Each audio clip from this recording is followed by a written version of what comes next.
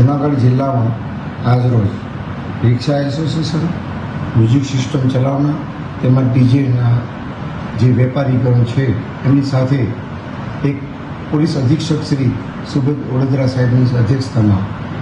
મિટિંગનું આયોજન કરેલું હતું. અંદાજિત 150 જેટલા સંખ્યામાં જૂનાગઢના રહીશીઓ હાજર રહેલા હતા. તેમાં જે ટ્રાફિક નિયમન કરવા બાબતમાં જે પોતે રિક્ષા એસોસિએશનનો નંબર પ્લેટ તેમજ પાર્કિંગ સુવ્યવસ્થિત કરવા માટેની સૂચનાઓ આપવામાં આવી અને પ્રજાને નડતરરૂપ ન થાય તેમજ રિક્ષા જે બહારથી આવે છે જે ગેરકાયદેસર રીતે લાયસન્સ ધરાવતા નથી અથવા તો તેમની નંબર પ્લેટમાં ખામી હોય છે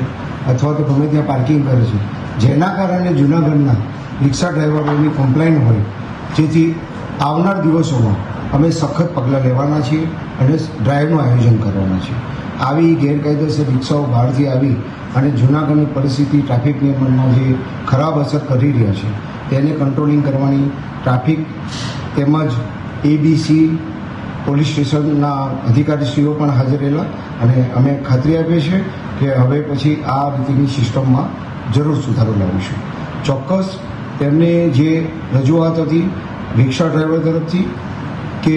એમને જે મળેલી વસ્તુઓ છે રિક્ષામાં જે નેત્રમ શાખા તરફથી પ્રજાની વસ્તુ જે પરત આપેલી હતી તેની પણ અમારા એસપી સાહેબે સરાહના કરી છે અને અમે તમામ એવા રિક્ષા ડ્રાઈવરોનું સરસ અને તેમને અભિનંદન આપીએ છીએ કે એવી સરસ કામગીરી કરવા બદલ અમે આભારી છીએ. અને અમે પણ તેરા તુજકો અર્પણમાં આવા જે રહીશીઓના જે મિલકત છે, પ્રોપર્ટી છે, અગત્યના કિંમતી દાગીના, રૂપિયા એ પણ અમે પરત આપીએ છીએ. મોબાઈલ જેવી વસ્તુ, લેપટોપ જેવી વસ્તુ, જેના કારણે હાલમાં જ નેત્રમ શાખાને 19માં એવોર્ડ મળેલો છે. ડીજે જે રાત્રે વગાડે છે તેમાં પણ અમે સૂચનાઓ આપી છે કે ભાઈ ડીજે એ સુપ્રીમ કોર્ટની ગાઈડલાઈન હેઠળ 10:30 વાગ્યા સુધીમાં તે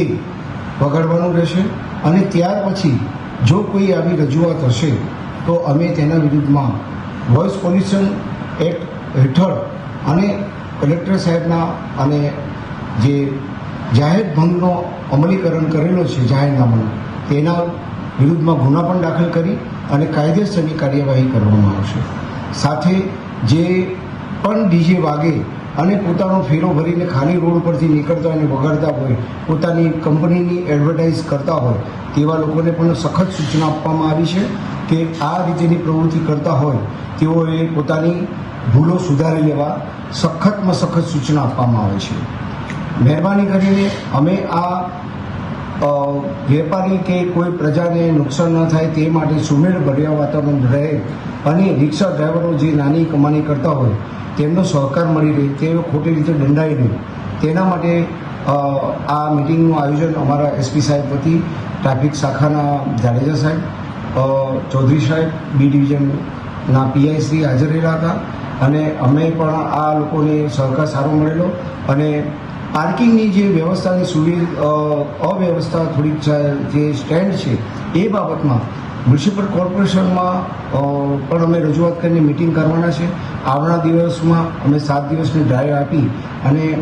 આવા જે ટ્રાફિકનો નિયમોનો ભંગ કરે છે તેમના વિરુદ્ધમાં કાર્યવાही કરીશું. जय हिंद. देश और प्रदेश की खबरों के लिए अभी सब्सक्राइब कीजिए इंडिया टीवी लाइव, साथ ही बेल आइकन को दबाना बिल्कुल ना भूलें, जिससे सबसे पहले खबर आप तक पहुंच सके.